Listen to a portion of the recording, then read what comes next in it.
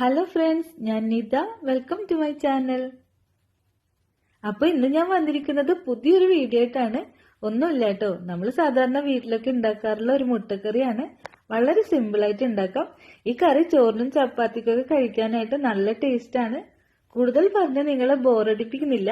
നമുക്ക് വേഗം എങ്ങനെയാണ് ഈ കറി ഉണ്ടാക്കുക എന്നുള്ളത് നോക്കാം.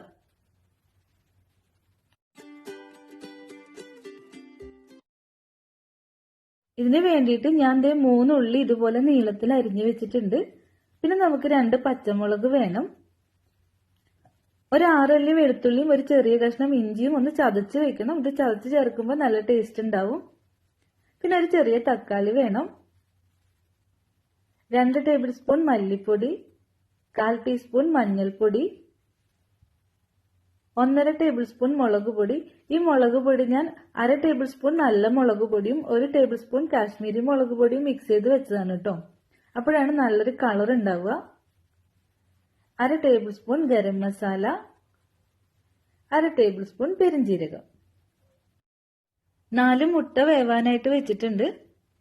ഇത് വെന്ത് കഴിയുമ്പം അപ്പോൾ തന്നെ നമ്മൾ തണുത്ത വെള്ളത്തിലേക്ക് മാറ്റുകയാണെങ്കിൽ തോട് കളഞ്ഞെടുക്കാനായിട്ട് എളുപ്പമായിരിക്കും. ഇനി നമുക്ക് ഒരു പാൻ ചൂടാവുമ്പോൾ അതിലേക്ക് അല്പം വെളിച്ചെണ്ണ ഒഴിക്കാം.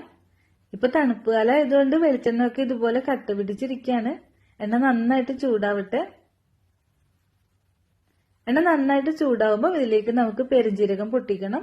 പെരിഞ്ജീരകം ഒന്ന് പൊട്ടി നല്ല ഗോൾഡൻ കളറിലേക്കാവും. വെളിച്ചെണ്ണ തന്നെ എടുത്തോളൂ കേട്ടോ. വെളിച്ചെണ്ണയിൽ ചെയ്യുമ്പോഴായിരിക്കും ടേസ്റ്റ് ഉണ്ടാവുക. പെരിഞ്ജീരകം പൊട്ടി കഴിയുമ്പോൾ നമുക്ക് ഇതിലേക്ക് ഉള്ളി ചേർക്കാം. ഉള്ളി ചേർത്ത് നന്നായിട്ടൊന്ന് വഴറ്റിയെടുക്കണം. അല്പം ഉപ്പ് ചേർത്തിട്ട് വഴറ്റുകയാണെങ്കിൽ ഉള്ളി വഴറ്റിയെടുക്കാനായിട്ട് എളുപ്പമായിരിക്കും.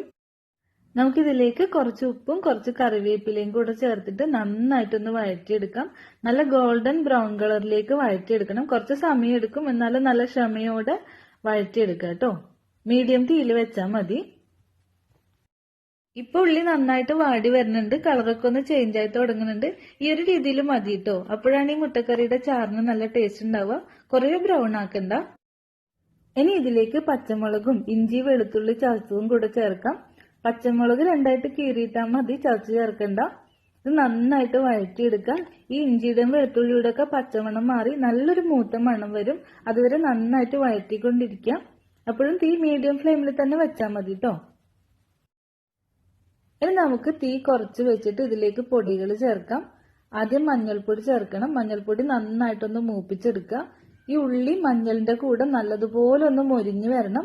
നിങ്ങൾക്ക് വേണമെന്നുണ്ടെങ്കിൽ ഇതിലേക്ക് കൂടുതൽ എണ്ണ ചേർക്കാം കേട്ടോ. അതുപോലെ തീ കുറച്ച് വെച്ചിട്ടില്ലെങ്കിൽ പെട്ടെന്ന് കരിഞ്ഞു പോകും, അത് ശ്രദ്ധിക്കണം.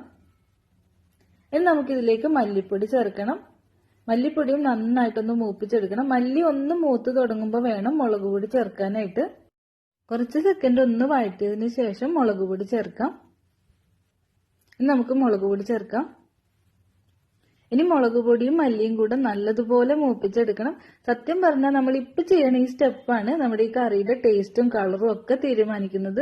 നമ്മൾ നന്നായിട്ട് ഇത് മൂപ്പിച്ചെടുത്തില്ലെങ്കിൽ കറിക്ക് വിചാരിച്ച പോലെ ടേസ്റ്റ് ഉണ്ടാവില്ല. പക്ഷെങ്കിൽ ഇത് കൂടുതലായിട്ട് ചെയ്തിട്ടുണ്ടെങ്കിൽ ഒരു കരിഞ്ഞ ടേസ്റ്റും വരും. അപ്പൊ ശ്രദ്ധിച്ചിട്ട് കരിഞ്ഞു പോവാതെ നല്ലതുപോലെ മൊരിച്ചെടുക്കുക കേട്ടോ. ഇനി ഇതിലേക്ക് തക്കാളി ചേർക്കണം. ഞാനിവിടെ 3 ഉള്ളിക്ക് ഒരു ചെറിയ തക്കാളിയാണ് എടുത്തത്. ചെറിയൊരു തക്കാളി എടുത്താൽ മതി. കാരണം ഈ കറിക്ക് ഒത്തിരി പുളിപ്പുണ്ടെങ്കിൽ ടേസ്റ്റ് ഉണ്ടാവില്ല. ചെറിയൊരു പുളിപ്പ് മാത്രം മതി. തക്കാളിയും ഇതുപോലെ വഴറ്റിക്കൊണ്ടിരിക്കുക. ഇത് നന്നായിട്ട് ഉടഞ്ഞ് നല്ല സോഫ്റ്റ് ആയിട്ട് വരുന്നത് വരെ നമുക്കൊന്ന് വഴറ്റിയെടുക്കണം.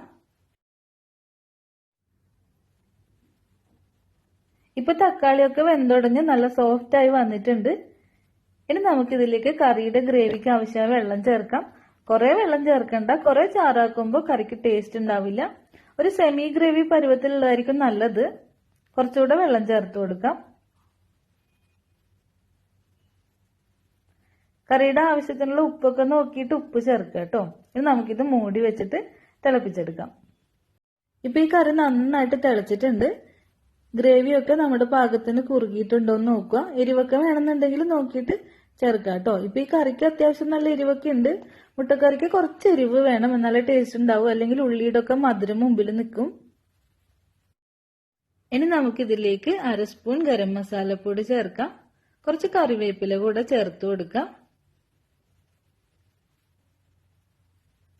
ഒന്ന് ഇളക്കി യോജിപ്പിക്കുക. ഇത് കുറച്ച് സെക്കൻഡ് ഒന്ന് തിളക്കട്ടെ.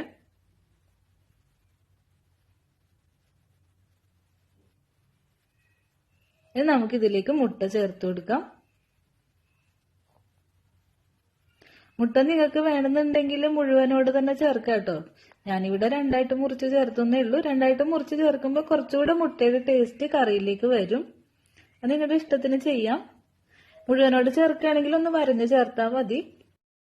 ഇനി അതെല്ലാം മുറിച്ചിട്ടാണ് ചേർക്കുന്നതെങ്കിൽ പിന്നെ സ്പൂൺ കൊണ്ട് കുറെ ഇളക്കണ്ട. ഈ ഉണ്ണി ഒന്ന് ഇതിൽ നിന്ന് പോവാതെ ഇങ്ങനെ നിൽക്കുമ്പോഴാണ് ഭംഗി ഉണ്ടാവുക.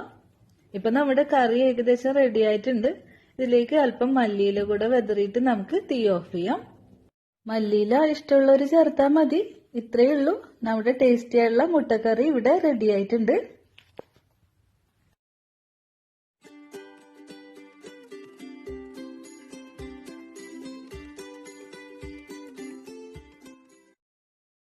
അപ്പോ ഇന്ന് നമ്മൾ ചോറിനും ചപ്പാത്തിക്കൊക്കെ കഴിക്കാൻ പറ്റുന്ന നല്ലൊരു മുട്ടക്കറിയാണ് ഉണ്ടാക്കിയത്. നിങ്ങൾ ഉറപ്പായും വീട്ടിലിത് ട്രൈ ചെയ്ത് നോക്കണം. കൂടുതൽ വീഡിയോ കാണാനായിട്ട് ചാനൽ സബ്സ്ക്രൈബ് ചെയ്യാൻ ആരും മറക്കരുത്. സബ്സ്ക്രൈബ് ചെയ്യുമ്പോൾ അടുത്തുള്ള കുഞ്ഞു ബെല്ലൈക്കണും പ്രസ് ചെയ്യണം. ഞാൻ അടുത്ത റെസിപ്പി ആയിട്ട് വീണ്ടും വരാം. Thank you. Happy cooking.